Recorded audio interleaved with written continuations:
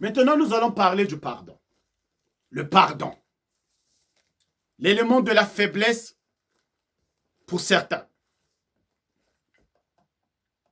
Le pardon est-il nécessaire pour un spiritualiste? Est-ce que moi, si je te frappe d'une manière ou d'une autre, est-il important que tu me pardonnes? Si toi, tu me frappes, est-il important que je te pardonne? Non. Le pardon comme le salut est individuel. Moi, si je te frappe, c'est à moi d'aller m'agenouiller quelque part, dans un coin, demander pardon. Moi qui te frappe, je dois demander pardon. Si je le veux. Vous avez compris? Mais l'homme noir, on le frappe, il pardonne. Il s'étonne que le blanc qui l'a frappé ne demande pas pardon. Il s'étonne. Il doit vous demander pardon. Mais le blanc, je crois que lui, il croit qu'il t'a fait mal. Vous avez entendu Fillon le dire, que la colonisation était une bonne chose. Vous voyez? Allez-y dire à mes frères juifs que l'Holocauste était une bonne chose. Vous allez voir ce qu'ils vont vous faire.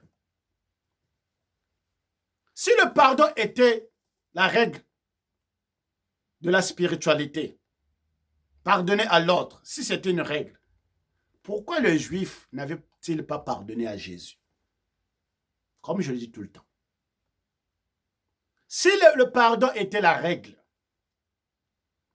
pourquoi Moïse, si vais-je accorder une part de vérité à ses écrits, dont je sais que c'est du plagiat? Si le pardon était la règle, pourquoi Moïse avait-il fait noyer les Égyptiens dans l'eau?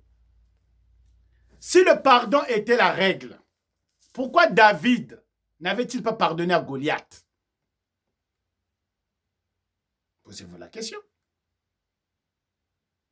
Posez-vous la question. Si le pardon était la règle, pourquoi Jean-Baptiste, on lui avait coupé la tête? Si le pardon était la règle, pourquoi Pierre a-t-il été tué? Si le pardon était la règle, pourquoi les Juifs ne pardonnent-ils pas aux anciens nazis dont ils condamnent? Si le pardon était la règle, pourquoi les Français ne pardonnent-ils pas Marshal Pétain? Ils l'ont même gommé de l'histoire. Une fois, j'ai dit à Vichy par malheur, arrivant à peine en France, après avoir fait un spectacle dans une salle à Vichy, je me suis dit, dans mon ignorance de l'histoire de la France, j'ai dit, je suis content d'être dans la vie de Marshal Pétain. Alors, vous pouvez imaginer la suite. Un froid d'hiver dans la salle. À la fin, quelqu'un est venu me dire, ne prononce plus cela. Vous voyez? Si le pardon était la règle, pourquoi les Français n'ont-ils pas pardonné à Louis XVI et à Marie-Antoinette? Si le pardon était la règle, pourquoi les Français n'ont-ils pas pardonné à Jeanne d'Arc? Si le pardon était la règle, pourquoi les Blancs n'ont-ils pas pardonné à Tata Kimbangu? Si le pardon était la règle, pourquoi les Blancs chrétiens n'ont-ils pas pardonné à Mama Kimpamvita dont nous célébrons la mort aujourd'hui? À Boué Tambong et à d'autres. Vraiment, dites-moi. Le pardon, quand vous pardonnez ceux qui vous font du mal, vous vous affaiblissez. Regardez seulement les gens que vous avez pardonnés, qui vous ont volé. Ils sont devenus riches. Les Africains vouloir pardonner à leurs dictateurs, ils sont toujours dans la misère. Or sur terre, c'est dent pour dent, œil pour œil. C'est la loi que la Bible, c'est l'illustration de la Bible avec les Juifs et Jésus. Pourquoi? Ce qui était ce jour-là, quand Ponce Pilate demandait Entre Jésus et Barabbas, qui vous voulez qu'on libère? Quand vous regardez ce film-là, j'adore. Regardez le regard de Ponce Pilate quand les gens ils ont dit Barabbas. Oh. Mais parce que les alliés de Barabbas, ils avaient compris. Si on accepte que l'on tue Barabbas, que l'on laisse Jésus, mais nous, le match est fini. Puisque Jésus n'est pas courageux, il n'est pas pour notre cause. Lui, il est venu pour ce business céleste. Ah ben oui! Ils ont préféré Barabbas. Et là, les Romains se sont dit, hey! Nous, c'est fini. On est cuit. Eh oui, en un seul mot, les Juifs avaient piégé les Romains. Donc, ça veut dire que même les Juifs, en livrant Jésus chez les Romains, ils étaient conscients que Jésus était un problème pour eux.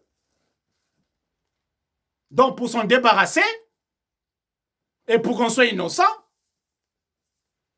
on va mettre sur la balance Jésus et Barabbas. Parce que Barabbas ne faisait pas de problème aux Juifs. Il en avait avec les Romains. Voyez, Rantotonchi, sur cette terre, chez les Congo, la loi d'italien s'appelle Kikolokotokiakaz, Mungangolo Kasa. Kikolokotokiakaz, Mungangolo Kasa. Kikolokoto, c'est la noix de cola qui est dure. Et quand vous battez là-dessus, pour que chacun qu'il ait sa part, il faut faire preuve de force. À forces égales, batailles égales. À force égales,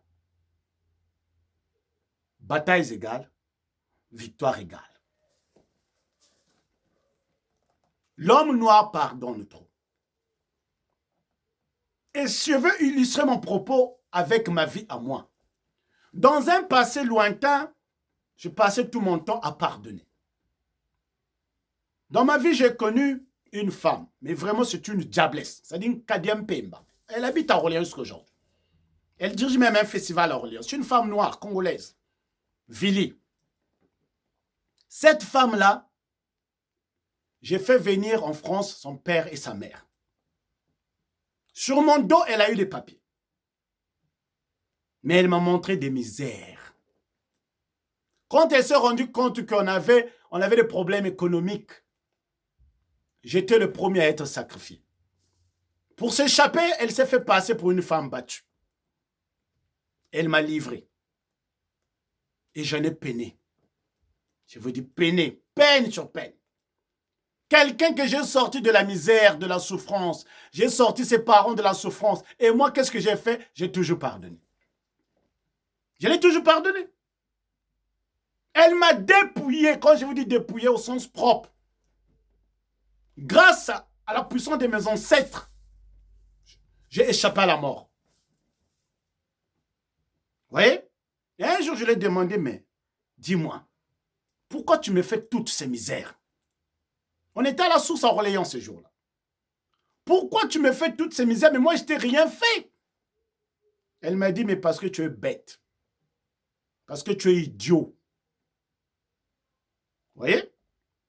Et ça me rappelle une femme, une copine que j'avais à l'époque, une femme blanche qui me disait un jour, Zou, tu as un problème. Je dis, mais c'est quoi le problème? Tu n'es pas vraiment un homme. Parce que tu es trop gentil. Tu ne fais même pas peur à une femme. Tu es trop gentil. Regarde comment tu te comportes, tu es sympa, tu m'offres des cadeaux, Elle m'a dit à la fin, si un jour, ma crainte à moi, une femme, hein, c'est pas Mundele ou Mundele. Ma crainte à moi, si un jour tu trouves une manipulatrice, une femme méchante, tu vas souffrir. Et oui, sa prophétie s'est accomplie quand j'ai rencontré cette femme-là. Cette femme noire à Orléans. Et jusqu'aujourd'hui. Et puis un jour, je me suis dit, non, trop c'est trop. Tu passes par là des épines. Je passe par là des épines. Je dis, non, il faut qu'elle paye. Il faut qu'elle paye. Et là, j'ai pensé à ce proverbe. Qui kolokotochakaz, ngangolo kasa. Don pour don, œil pour œil. J'ai dit, il faut bavouma. J'ai commencé par leur vomisser pour prendre le verbe, pour traduire du Congo. Vous voyez? Et quand j'ai commencé à mettre en pratique, elle sait ce qui s'est passé dans sa famille. Et là, je me suis dit, je ne m'arrête pas là. Dent pour dent, œil pour œil. Il faut savoir dire stop. Oui. Il faut savoir dire